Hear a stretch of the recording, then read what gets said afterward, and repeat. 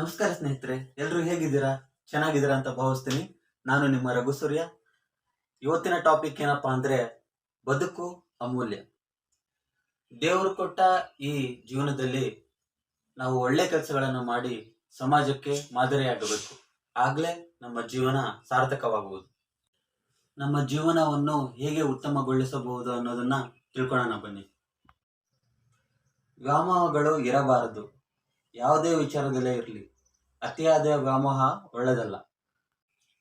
ಸೌಂದರ್ಯ, beauty ಏನಪ್ಪಾ ಅಂದ್ರೆ ನಾವು ನೋಡಕ್ ತುಂಬಾ ಸುಂದರವಾಗಿದ್ದು ಕೂಡ ನಾನು ಇನ್ನೂ ತುಂಬಾ ಚೆನ್ನಾಗಿ ಕಾಣ್ಬೇಕು, ನಾನು ಇನ್ನೂ ಎಲ್ರಿಗೂ ಅಟ್ರಾಕ್ಷನ್ ಮಾಡಬೇಕು ಅನ್ನೋ ಅತಿ ಆಸೆಯಿಂದ ಏನ್ ಮಾಡ್ತೀವಿ ಅಂದ್ರೆ ಕೆಲವು ಟ್ರೀಟ್ಮೆಂಟ್ಗಳಿಗೆ ಮೊರೆ ಹೋಗ್ತೀವಿ.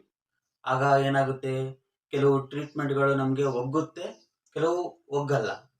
ಆಗ ನಾವು ನಮ್ಮ ಜೀವನನ ಹಾಳು ಮಾಡ್ಕೊಂತೀವಿ. ಹೀಗಾಗಿ ಕೆಲವು ಅವಕಾಶಗಳು ನಮ್ಮನ್ನ ಕೈ ತಪ್ಪೋಗುತ್ತೆ. ಹಾಗಾಗಿ ಆಗ ಏನಾಗುತ್ತಪ್ಪ ಅಂದ್ರೆ ಜೀವನ ಅಮೂಲ್ಯವಾಗಲ್ಲ, ತುಂಬಾ ಬೇಸರ ಹೋಗುತ್ತೆ. ಟ್ರೀಟ್ಮೆಂಟ್ಗಳನ್ನ ಮಾಡಿಸ್ಕೊಳ್ಳಬೇಕು. ಆರೋಗ್ಯಕ್ಕೆ ಸಂಬಂಧಿಸಿದ ಟ್ರೀಟ್ಮೆಂಟ್ಗಳನ್ನ ಮಾತ್ರ, ವ್ಯಾಮೋಹಕ್ಕೆ ಸಂಬಂಧಿಸಿದ ಟ್ರೀಟ್ಮೆಂಟ್ಗಳನ್ನಲ್ಲ. ಆಹಾರ, ಫುಡ್, ನಾವು ಸೇವಿಸುವಂತ ಆಹಾರ ನಮ್ಮ ದೇಹಕ್ಕೆ ಶಕ್ತಿ ಕೊಡುವಂತದ್ದಾಗಿರ್ಬೇಕು ಹೊರತು ನಮ್ಮ ಆರೋಗ್ಯಕ್ಕೆ ಹಾನಿಕರವಾಗಿರಬಾರದು. ನಾವು ಯಾವ ರೀತಿ ಆಹಾರ ಸೇವಿಸ್ತೀವೋ ಅದೇ ರೀತಿ ನಮ್ಮ ದೇಹದ ಆರೋಗ್ಯ ಮತ್ತೆ ಮಾನಸಿಕ ಆರೋಗ್ಯ ಅವಲಂಬಿತವಾಗಿರುತ್ತೆ.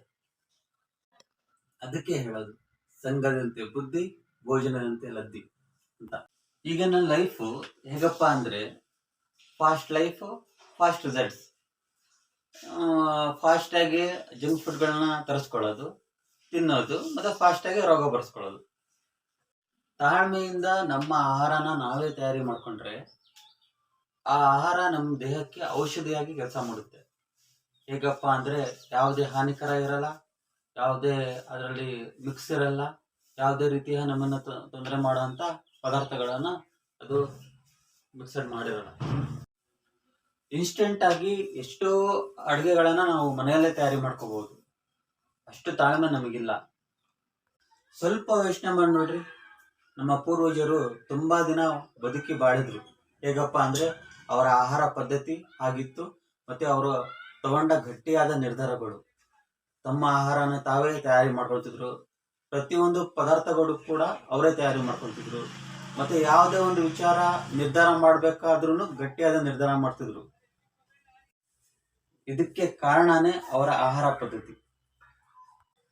ಅದಕ್ಕೆ ಹೇಳೋದು ದೊಡ್ಡವರು, ತಾಳಿದವನು ಬಾಳಿಯಾನು ಅಂತ. ಈಗಿನ ಮಕ್ಕಳುಗಳಿಗೆ ಸಾಂಪ್ರದಾಯಿಕ ಅಡುಗೆ ಏನಂತಾನೆ ಗೊತ್ತಿಲ್ಲ. ಹಾಗಾಗಿ ಸಾಂಪ್ರದಾಯಿಕ ಅಡುಗೆ ಹೇಗಿರುತ್ತೆ ಅಂತ ತಿಳಿಸ್ಕೊಡಿ.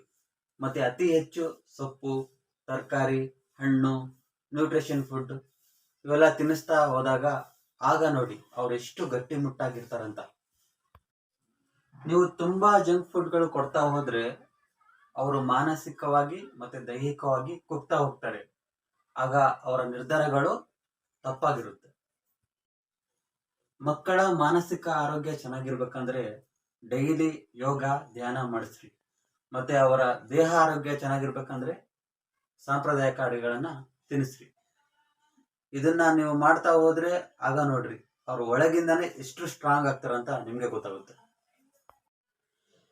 ಮತ್ತೆ ನಾವು ಜೀವನದಲ್ಲಿ ಅತಿ ದೊಡ್ಡ ತಪ್ಪು ಮಾಡೋದು ಏನಪ್ಪಾ ಅಂದ್ರೆ ಇನ್ನೊಬ್ರ ಮೇಲೆ ಕಂಪೇರ್ ಮಾಡ್ಕೊಳ್ಳೋದು.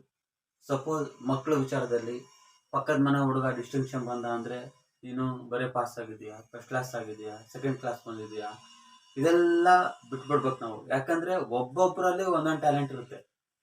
ಹಾಗಾಗಿ ಇವಾಗ ಅವನು ಡಿಸ್ಟಿಂಕ್ಷನ್ ಬಂದ ಅಂತ ಇವನ್ ಬರಲಿಲ್ಲ ಅಂತ ಇವನ್ ಲೈಫ್ ಅಲ್ಲಿ ಸ್ಪಾಯ್ಲ್ ಆಗಲ್ಲ. ಇವನು ಜೀವನದಲ್ಲಿ ಏನೋ ಒಂದು ಮಾಡ್ತಾನೆ.